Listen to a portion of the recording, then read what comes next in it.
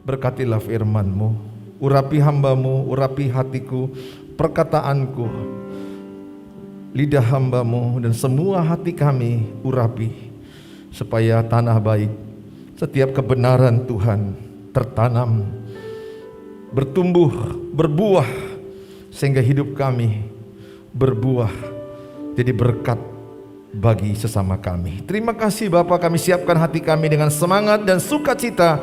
Kami sambut firman Allah dalam Tuhan Yesus yang semangat. Katakan sama-sama, amin. Tepuk tangan bagi Tuhan Yesus.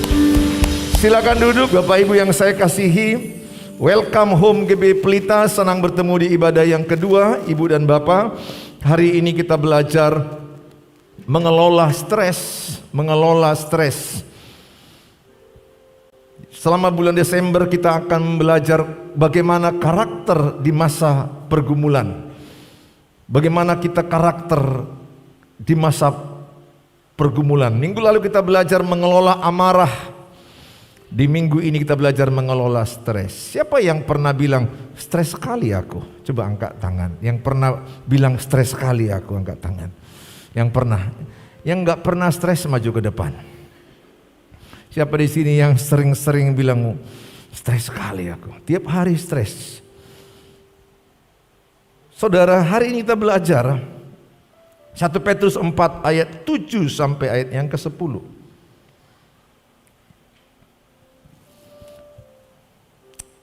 Saya baca ayat yang ke-7, saudara baca ayat yang ke-8.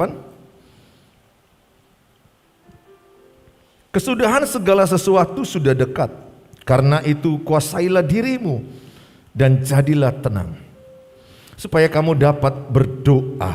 Ayat 8. Tapi yang terutama, kasihilah sungguh-sungguh seorang akan yang lain, sebab kasih menutupi banyak sekali dosa.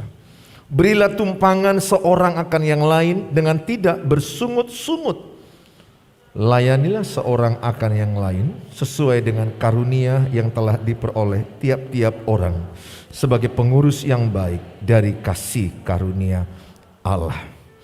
Saudara, latar belakang nats daripada 1 Petrus 1 ini, kalau kita baca di 1 Petrus 1 adalah bagaimana Rasul Petrus menuliskan kepada jemaat-jemaat pendatang yang dari Pontus, Galatia, Kapadokia, Asia Kecil, Bitinia. Dia menuliskan dengan pewahyuan Tuhan untuk menguatkan iman daripada jemaat-jemaat yang ada. Karena jemaat pendatang ini mengikut Tuhan ternyata banyak penderitaan. Mengikut Tuhan ternyata tidak jalan mudah dalam hidup. Mengikut Tuhan tidak ternyata tenang, aman, bebas masalah. Ternyata mereka ikut Tuhan dengan iman mereka. Mereka penuh dengan penderitaan. Ikut Yesus itu pikul salib, sangkal diri, baru ikut Yesus. Pikul salib itu artinya menderita karena Yesus. Menderita karena kebenaran. Karena saya menginjil, saya ditangkap, itu pikul salib. Karena saya berbuat kasih, berbuat baik, saya dituduh, dibully, itu pikul salib. Ikut Tuhan itu pikul salib. Ada penderitaan yang harus kita lewati. Tetapi janganlah kita menderita karena kebodohan. Menderita karena mencuri, itu salah. Itu bukan salib, silap. Menderita karena bohong, salah. Menderita karena berzina, itu tidak berkenan. Jadi menderita karena benar, mempertahankan kebenaran, ikut Yesus, memegang kebenaran dengan erat-erat. Kita dikata-katain, diusir, dilempar batu, itu pikul salib. Jadi saudara harus pikul salib. Kalau nggak pikul salib, saudara nggak ikut Yesus. Kalau nggak ada penderitaanmu, saudara tidak ikut Yesus. Ikut Yesus itu menderita. Filipi 1 ayat 29 berkata, Tuhan memanggilmu bukan hanya untuk percaya, tapi juga untuk menderita bagi Dia. Berarti ada penderitaan yang kita alami, ibu bapak. Rasul Petrus ingatkan kepada jemaat-jemaat pendatang ini, supaya bergembira dalam penderitaan. Karena Allah memelihara dengan iman yang kita punya. Iman yang kita punya membuat Allah bekerja. 1 Petrus 5 ayat yang ke-6. 1 Petrus 1 ayat 5 dan 6. 1 Petrus 1 ayat 5 dan 6. Kalau bisa kita baca sama-sama, kita akan baca. Saya bacakan. Oke, sama-sama kita baca. 1, 2 ya. Yaitu kamu yang dipelihara dalam kekuatan Allah karena imanmu, sementara kamu menantikan keselamatan yang telah tersedia untuk dinyatakan pada zaman akhir. Bergembiralah akan hal itu. Ayat 6 sama-sama. Bergembiralah akan hal itu, sekalipun sekarang ini kamu seketika harus berduka cita oleh berbagai-bagai pencobaan. Ayat ini berkata bergembira dalam penderitaan, bergembira dalam duka cita. Paradoks, berlawanan. Satu sisi kita berduka cita, tapi satu sisi Tuhan suruh bergembira. Satu sisi kita menderita, tapi Tuhan bilang bersuka cita dalam penderitaan. Bagaimana bisa? Tapi itulah Tuhan. Tuhan gak salah memerintahkan, memberikan tuntunan kepada kita. Di tengah-tengah penderitaan bisa bergembira. Orang hebat itu dalam penderitaan masih bisa ketawa. Orang hebat itu dalam penderitaan masih bisa senyum. Saudara, kita semua mengalami yang namanya penderitaan. Saya mengajak supaya setiap saudara dan saya lihat ayat 5 dikatakan, 1 Petrus 1 ayat 5. Yaitu kamu yang dipelihara dalam kekuatan Allah karena imanmu, sementara kamu menantikan keselamatan yang telah tersedia untuk dinyatakan pada zaman akhir. Ayat ini berkata ada pemeliharaan Tuhan kepada saya oleh iman saya. Oleh imanmu Tuhan bekerja. Tidak kelihatan tapi Dia bekerja. Saudara nggak melihat jalan keluar, tapi Tuhan bekerja dan memberikan jalan keluar indah pada waktunya bagimu. Jangan menyerah. Jangan putus asa. Bagaimanapun beratnya penderitaanmu, ada pemeliharaan Tuhan sepanjang ada iman. Bagaimanapun tekanan bertubi-tubi, kadang kau nangis begitu berat tekanan hidupmu. Ya, nangiskan ke Tuhan. Nangiskan ke Tuhan, karena Tuhan tahu kita bisa sedih, makanya dikasih air mata. Kenapa ada air mata diciptakan Tuhan? Jawabnya karena Dia tahu satu waktu dirimu sedih. Satu waktu Tuhan tahu saya akan sakit, menderita. Jadi ada air mata. Air matanya itu apa? Mengeluarkan zat stres. Air mata itu ada zat stresnya, dikeluarkan. Jadi jangan pernah berkata, wah kalau aku nangis aku cengeng. Kalau aku nangis aku nggak gentleman. Kalau aku nangis aku orangnya nggak kuat. Tidak. Yesus aja di Taman Getsemani berkata, kalau bisa lalukan cawan ini daripadaku. Hatiku begitu pedih. Ini Yesus loh di Taman Getsemani. Dia bilang kepada murid-muridnya, jangan tinggalkan aku. Jangan tinggalkan aku, hatiku lagi pedih, tinggallah bersamaku. Dia pun perlu ditemani. Yesus loh ngomong itu. Saya pernah bilang juga sama istri, sama anak-anak ketika sakitku begitu berat-beratnya. Seperti dihantui dengan kematian. Saya bilang sama mereka, jangan tinggalkan aku. Saya juga anak saya dulu si Jamie di UGD di Kolombia, ketika dia alergi, sesak napasnya kambuh, matanya bengkak dan napasnya nggak ada satu-satu. Itu di UGD jam 11.30 malam. saya bawa dia, saya larikan. alergi obat, menyumbat saluran napas. Terus saya sendiri waktu itu, karena ibu dengan si Hani akan menyusul. Dan saya duluan tancap gas. Saya ingat sekali, udah napasnya berat, udah bengkak, saluran napas sudah tertutup, udah bunyi, nyit, berat, napasnya udah ada wheezing, suara yang udah menyempit saluran napas. Orang kasir panggil saya, mana ini penanggung jawab, harus diteken. Saya mau pergi naikin itu, saya harus tinggalkan dia. Saya ingat betul tuh, dia pegang tanganku. Jangan tinggalkan aku. Saya nangis.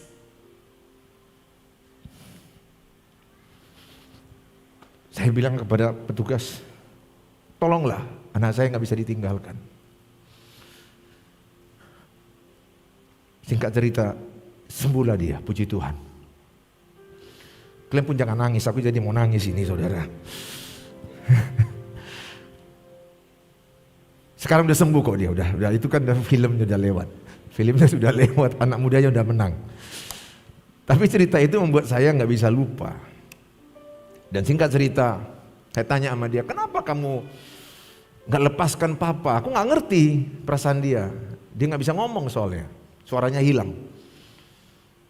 Dia bilang, mana tahu aku mati, papa nggak lihat aku. Oh, sejak itu aku punya komitmen, kalau orang ini dua sakit atau istriku sakit, tidak akan kutinggalkan. Pengkhotbah pengganti banyak, tapi suami pengganti nggak ada untuk dia. Ayah pengganti nggak ada untuk dia, untuk mereka. Pengkhotbah bisa ada pengganti. Ada Sidi Pendeta Jaya, Pendeta Samuel, dan lain-lain.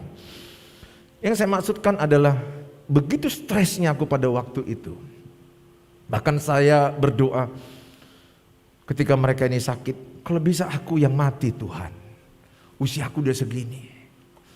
Mereka ini hidup, jangan mereka. Kalau aku yang kau panggil ya sudahlah, usia aku udah 50. Udah banyak pangsit ku makan, udah cukup lah itu, kira-kira begitu. Ya, supaya saudara jangan sedih kali. Mengapa kita stres?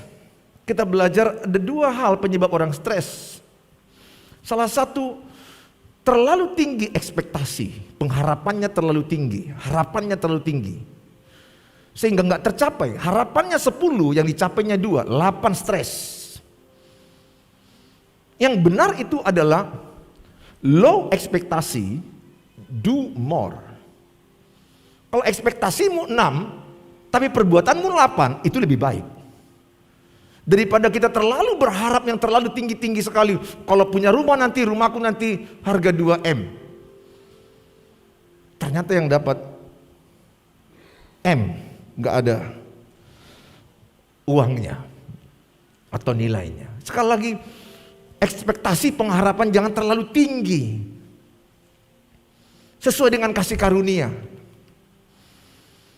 Kalau dapat lebih, puji Tuhan. Tapi kalau dapat kurang, engkau tidak kecewa. Jadi ekspektasi low but do more.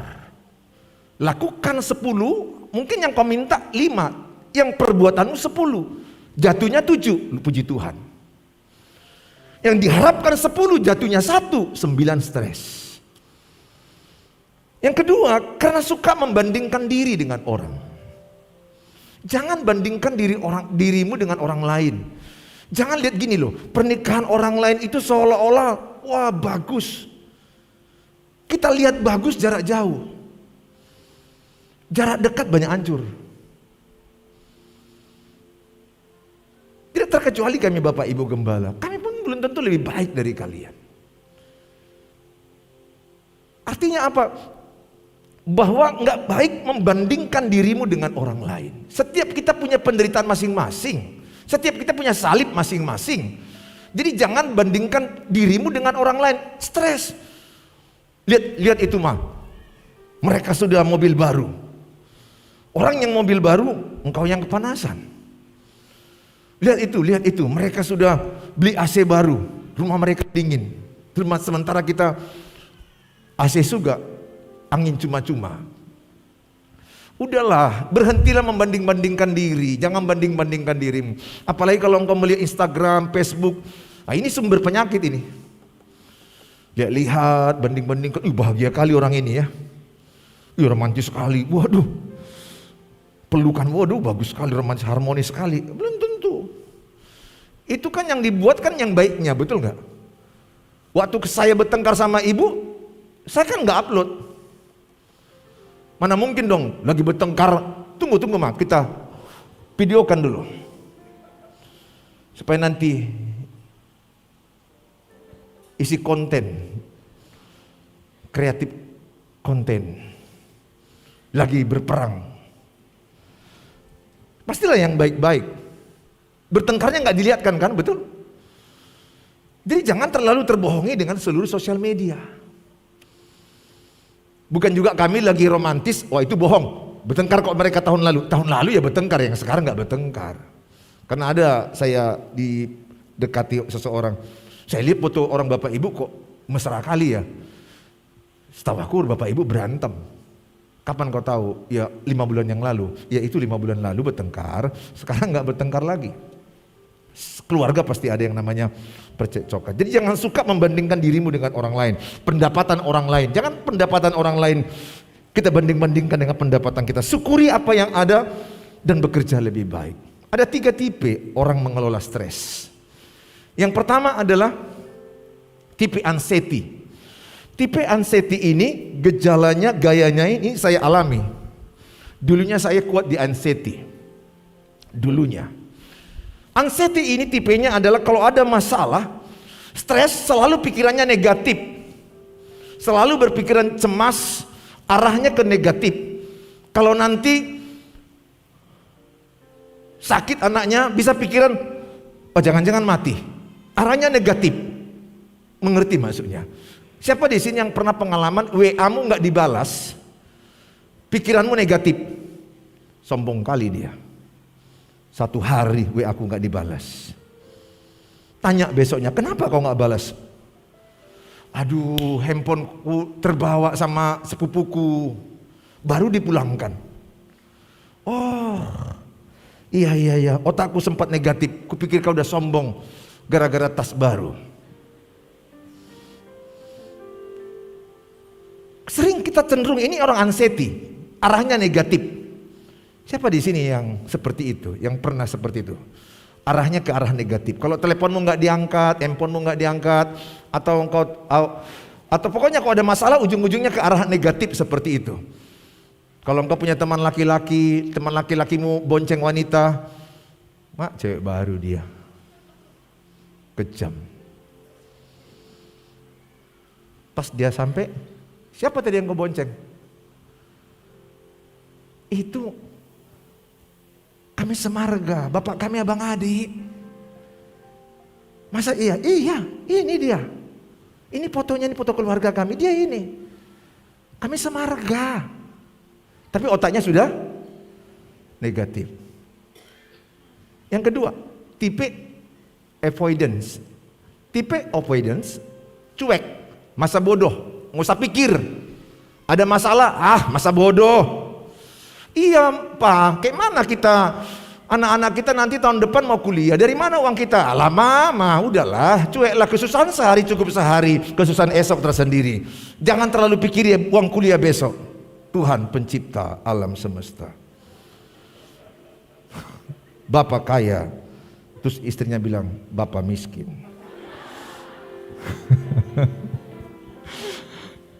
Suaminya pakai ayat, istrinya juga pakai fakta. Ada loh orang tipe cuek, tahu nggak ya? Itu berlawanan dengan anxiety dengan avoidance. Yang anxiety terlalu cemas, mikir dia terus. Kalau avoidance dia tipenya cuek aja, masa bodoh lah. Dia nggak suka sama kau. Masa bodoh, emang gua pikirin. Siapa dia itu? Nah, ini orang-orang avoidance. Orang-orang anxiety, dia nggak suka sama kau. Ah, masa iya? Kenapa? Iya, katanya kau aneh. Ah, ini orang anxiety. Yang ketiga, tipe secure. Secure itu tenang, aman, nyaman.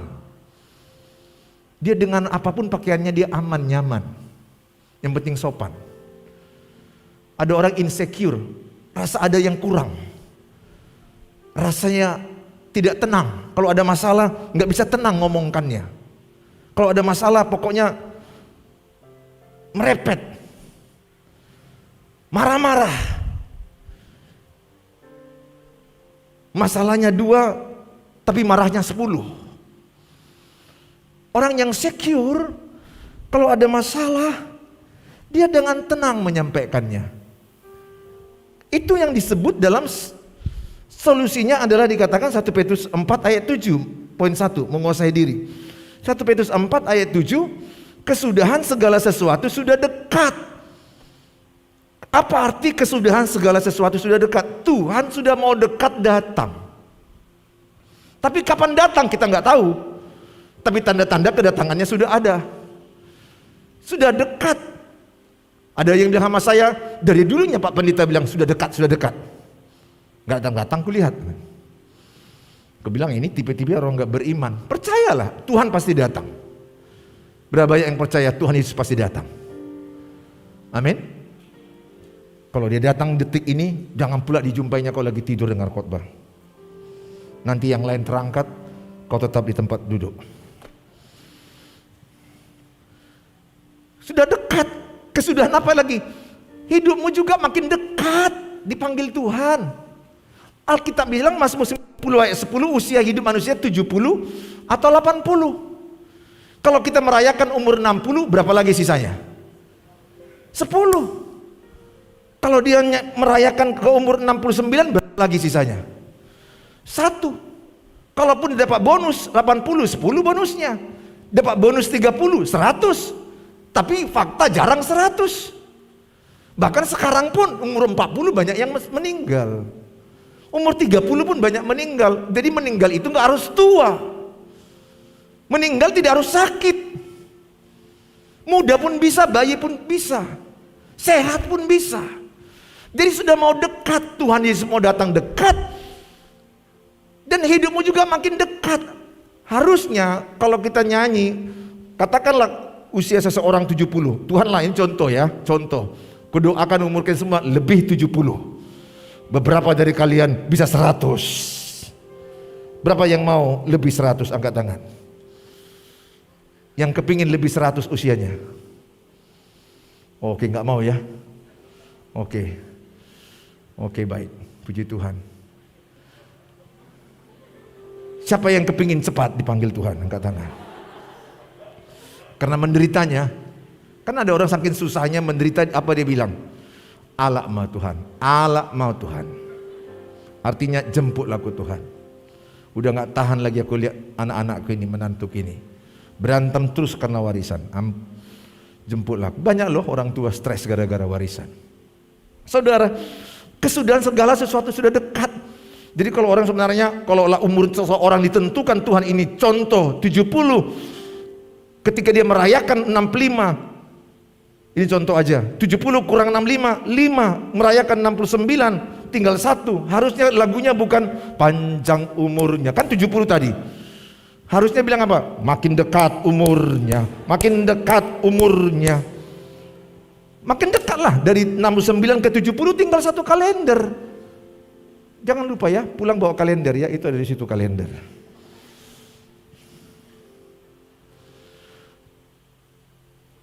Makin dekat. Jadi keselamatan yang kekal itu yang kita nantikan, bukan dunia ini. Keselamatan kekal selama-lamanya bersama dengan Tuhan Yesus di sorga yang kekal. Tepuk tangan bagi Tuhan Yesus. Itu yang kita nantikan. Tapi ketika Di masa ini sekarang kita menderita, Tuhan bilang apa? Kuasai dirimu, kuasai dirimu. Kuasai, jangan sampai uang yang menguasai kita. Jangan sampai emosi yang menguasai kita. Kita yang menguasai uang, berapapun uang ini. Kita yang menguasai waktu, bukan waktu yang menguasai kita. Kita yang menguasai hati kita. Kita yang menguasai perasaan kita. Kuasai dirimu. Jadilah tenang. Tuhan mau kita tenang dalam menghadapi masalah. Supaya apa? Supaya kamu dapat berdoa. Jadi kalau kita tenang, kita bisa berdoa. Yesaya 30 ayat 15. Yesaya 30 ayat 15. Sebab beginilah firman Tuhan Allah yang Maha Kudus, Allah Israel. Dengan bertobat dan tinggal diam. Dengan bertobat dan tinggal diam, kamu akan diselamatkan. Bertobat penting.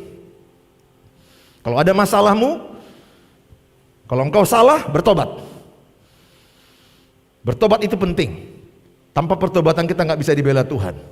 Tinggal diam, kamu akan diselamatkan. Dalam tinggal tenang dan percaya terletak kekuatanmu. Katakan sama-sama, dalam tinggal tenang dan percaya terletak kekuatanku. 1, 2 ya. Dalam tinggal tenang dan percaya terletak kekuatanku. Jadi ketika saudara tenang dan percaya, saudara percaya kepada Tuhan, itu kekuatan. Injil itu adalah kekuatan Allah. Ketika kita percayakan hidup kita kepada Tuhan, itu adalah kekuatan yang tidak ada bandingnya. Jangan percayakan dirimu kepada harta. Jangan percayakan dirimu kepada manusia. Jangan percayakan dirimu kepada orang kaya. Jangan percayakan dirimu kepada uang. Percayakan dirimu hanya kepada Tuhan. Itulah kekuatanmu yang sejati. Bahkan orang yang punya uang banyak pun takut kehilangan nyawanya dan tidak bisa menjamin nyawanya. Kalau Tuhan mau malam ini, dia bisa ambil nyawa kita. Letakkan percayamu kepada Tuhan, bukan uang, bukan harta. Jangan buat dekingimu orang kaya. Terkutuk. Kalau saya membangun gereja ini karena melihat orang kaya, saya terkutuk. Makanya di gereja ini saya tidak akan pernah menghormati orang karena kayanya. Saya tidak menghormati orang karena pemberiannya. Saya akan perlakukan sama. Saya menghormati setiap orang karena Tuhan mau aku berlaku sama. Begitu Tuhan juga berlaku sama semua orang. Dia tidak membedakan muka. Dia tidak membedakan. Nah saudara yang saya kasihi, kemudian ketika kita punya masalah, percayalah bahwa setiap masalah kita itu tidak melebihi kekuatan kita. Bahkan ada rencana Tuhan yang baik. 1 Korintus 10 ayat yang ke-13. Sama-sama kita baca 1 Korintus 10 ayat 13, ayat yang cukup terkenal. Saya berharap ini bisa kalian hafal, menjadi pegangan hidup. 1 Korintus 10 ayat yang ke-13. 1, 2, iya. Pencobaan-pencobaan yang kamu alami ialah pencobaan-pencobaan biasa yang tidak melebihi kekuatan manusia. Sebab Allah setia dan karena itu Ia tidak akan membiarkan kamu dicobai melampaui kekuatanmu. Pada waktu kamu dicobai, Ia akan memberikan kepadamu jalan keluar sehingga kamu dapat menanggungnya. Ayat ini begitu jelas. Ia tidak akan membiarkan kamu dicobai melampaui kekuatanmu. Artinya seluruh pencobaan, seluruh masalah yang kita alami, Tuhan tahu engkau mampu. Karena kita mampu maka diizinkan. Kalau engkau tidak mampu, nggak diizinkan Tuhan. Yakinilah semua masalah yang kau alami, engkau mampu. Katakan, saya mampu. Dari cara mau ngomong aja kayaknya masih ragu. Seperti saya ini, gini-gini kan sedikit. Bila perlu gini-gini kan sedikit. Karena kadang-kadang udah banyakan lemah-lemahnya sama anggo mate monong, soalnya mate lah kok ini marsak kali aku, stres kali aku, Tuhan. Jualan gak laku. Pasangan bertingkah laku. Lakunya laku aneh. Apapun pencobaanmu, Tuhan bilang tidak melebihi kekuatanmu. Artinya Tuhan tahu engkau mampu. Katakan, saya mampu. Saya hadapi semua pencobaan. Bersama Tuhan saya bisa. Dan ada solusi yang diberikan Tuhan. Tepuk tangan bagi Tuhan Yesus. Bahkan engkau percaya Roma 8 ayat 28. Roma 8 ayat 28 sama-sama kita baca. Ayat yang cukup terkenal. Ini berimbang. 1 Korintus 10 ayat 13. Roma 8 ayat 28. Saya harap ini ayat hafalan. Inilah liturgi Natal 2021. Liturgi bersama-sama. Mari kita berliturgi. Roma 8 ayat 28. Liturgi ibadah kedua. 1, 2, ya. Kita tahu sekarang bahwa Allah turut bekerja dalam segala sesuatu untuk mendatangkan kebaikan bagi mereka yang mengasihi Dia, yaitu bagi mereka yang terpanggil sesuai dengan rencana Allah. Berarti seluruh masalahmu ujung-ujungnya mendatangkan kebaikan. Katakan, seluruh masalahku, 1, 2 ya, ujung-ujungnya mendatangkan kebaikan. Amin. Kalau saudara bersalah, bertobat. Jangan pula karena saudara mencuri, ditahan, dilempari.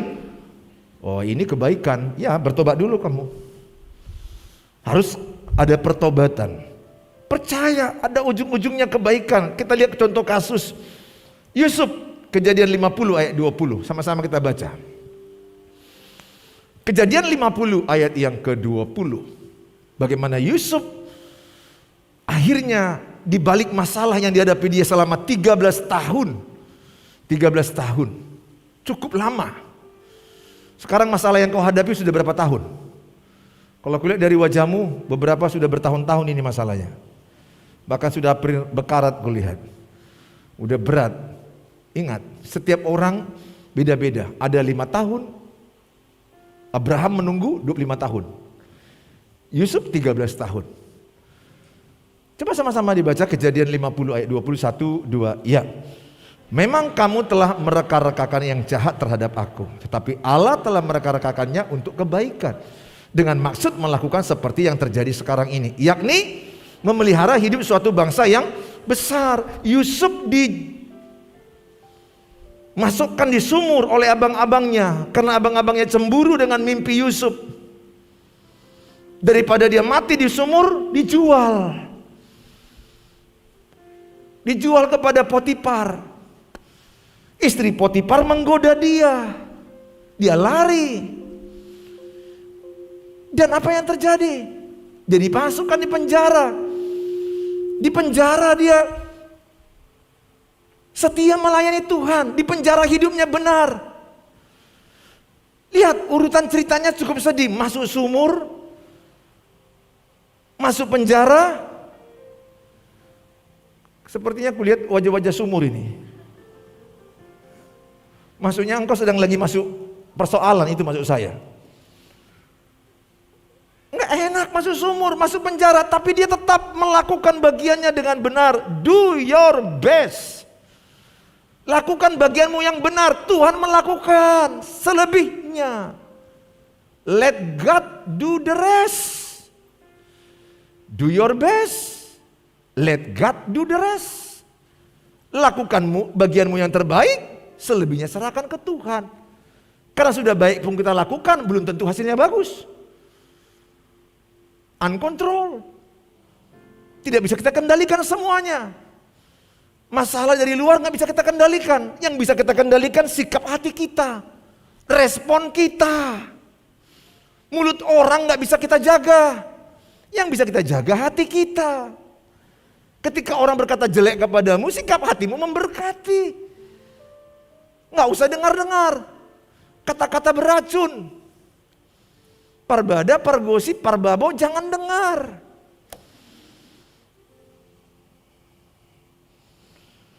Akhirnya apa? Yusuf diangkat nomor 2 di Mesir setelah Firaun. Abang-abang yang menjual dia dikasih makan. Dan apa kata ketika abang-abangnya menghadap kepada Yusuf? Gemetar abang-abangnya. Aduh, matilah kita. Kau pun kejam kali kau sama dia itu. Udah aku bilang, Ada yang bilang saling cubit-cubitanlah mereka ini. Habislah kita. Tapi apa kata Yusuf?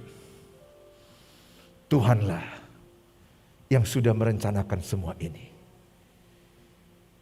Dipeluknya abangnya, mereka nangis. Kalau ada yang menyakitimu, berkati. Kalau ada yang mengata-ngataimu, berkati. Justru gosipnya itu membuat engkau naik. Fitnahnya itu membuat engkau diberkati. Justru negatif yang dibuat dia itu mendatangkan positif untukmu. Karena Allah turut bekerja mendatangkan kebaikan. Ini bukan bicara harta, tapi bicara kita semakin serupa dengan Tuhan Yesus. Makanya Tuhan tahu suatu waktu kita bisa sedih. Maka dia bilang Matius 11 ayat yang ke-28, marilah kepadaku yang letih, yang lesu, berbeban berat, yang stres, supaya aku memberi kelegaan. Jadi ketika saudara stres, banyak masalah, pertama kuasai dirimu, tenang. Di rumahmu siapa yang sering bilang kalau ada masalah? Siapa yang sering bilang, tenang dulu, tenang dulu, tenang dulu. Jangan dulu panik, jangan dulu panik. Di rumahmu mana lebih sering? Anak-anak gadis, mana lebih sering? Papa atau mama yang bilang tenang dulu? Kalau ada masalah di rumah, siapa yang lebih sering bilang, jangan dulu panik, jangan dulu panik, tenang dulu, minum dulu, jus atau air putih. Atau mandi, teh manis dingin. Tenang dulu, tenang dulu. Siapa yang bisa yang lebih panik? Papa atau mama? Siapa yang lebih hepot, yang lebih repot? Oh yuk, kayak mana nih, Siapa yang lebih banyak menenangkan? Tenang dulu, tenang dulu. Papa ya, papa. Dominan papa. Yang bilang tenang dulu. Tapi ada juga suami yang terbalik, dia yang repot-repot. Istrinya bilang, tenanglah bro. Bro. Tenang sikit bro. Istri yang pula yang gagah, tenang bro.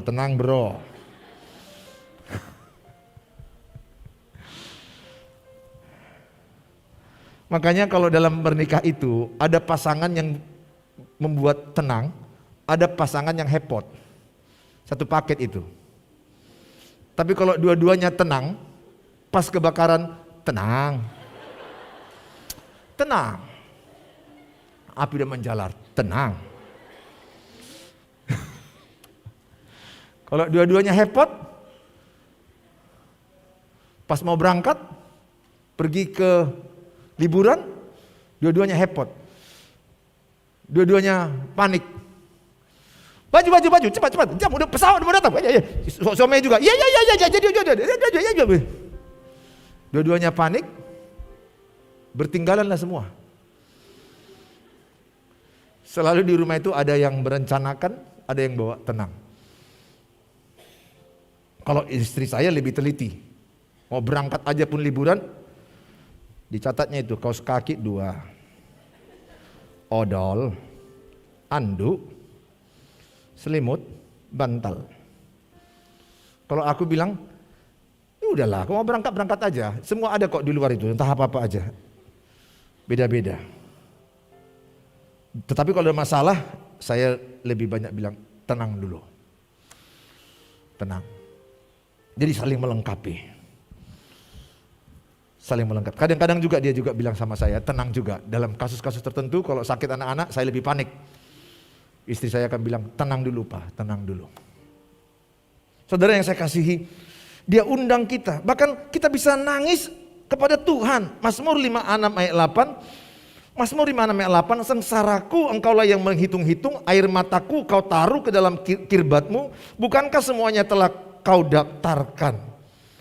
Air mata kita ditampung di kirbat Tuhan. Jadi seluruh air matamu itu ada artinya. Suamimu gak mengerti bahasa air matamu, tapi Tuhan tahu. Orang lain bisa gak mengerti bahasa air matamu, Tuhan tahu bahasa air matamu. Tetesan pertama, kredit sepeda motor belum lunas. Tetesan kedua, mertua CS membuli aku terus. Tetesan ketiga, suami tak jelas kelakuannya. Setiap air matamu itu mengeluarkan dia stres. Bahkan saya katakan jangan takut-takut, jangan segan-segan engkau mengeluarkan air mata. Karena air mata itu mengeluarkan dia stres. Tuhan Yesus mengerti bahasa air matamu. Tuhan Yesus Dia sahabat kita. Dalam segala susahku selalu menghiburku, selalu menghiburku. Dia mengerti bahasa, Dia mengerti bahasa. Tetesan air mata waktu badai mengamuk dan gelombang menyerang, Tuhan Yesus setia. Sekali lagi, Tuhan Yesus setia. Tuhan Yesus setia. Dia sahabat kita. Dalam segala susahku selalu menghiburku. Dia mengerti bahasa, Dia mengerti bahasa. Tetesan air mata waktu badai mengamuk dan gelombang menerpa, Tuhan Yesus setia. Yang terakhir, yang kedua adalah di tengah penderitaan ada pemeliharaan Tuhan dan kita bisa bergembira. Tapi Tuhan juga mau di dalam penderitaanmu tetap bisa melayani dan mengasihi orang lain. Kenapa kita di tengah-tengah penderitaan masih mengasihi orang lain, melayani orang lain? Supaya engkau tidak fokus kepada masalahmu. Kalau kita fokus kepada masalah, masalah makin besar. Kalau kita fokus ke Tuhan, Tuhan yang akan lebih besar dari masalah kita. Jadi jangan fokus dengan masalah. Lihat Simon Petrus, ketika dia melihat gelombang air, dia tenggelam. Ketika dia melihat Yesus, dia berjalan, walking on the water. Mujizat datang. Jadi belajar mengasihi dan melayani di tengah penderitaan. Walaupun engkau menderita, ada susah, ada masalahmu, tetap berkata, use me Lord, pakai aku Tuhan. Di tengah-tengah pernikahan kami yang tidak terlalu baik juga kadangkala saya berdoa, pakai kami Tuhan jadi berkat. Justru pernikahan kami lebih baik. Kalau saya tidak mau melayani pernikahan orang lain, pernikahan kami aja yang kami bahas terus, justru kami makan drop. Kalau saya terus hanya memikirkan anak-anakku dan aku gak memikirkan anak-anak orang lain, justru aku juga akan kesalahan. Kita penting melayani tengah-tengah penderitaan. Saudara sakit bisa mengunjungi orang sakit. Tentu dengan sakit-sakit yang tertentu. Saudara punya masalah, kunjungi orang bermasalah.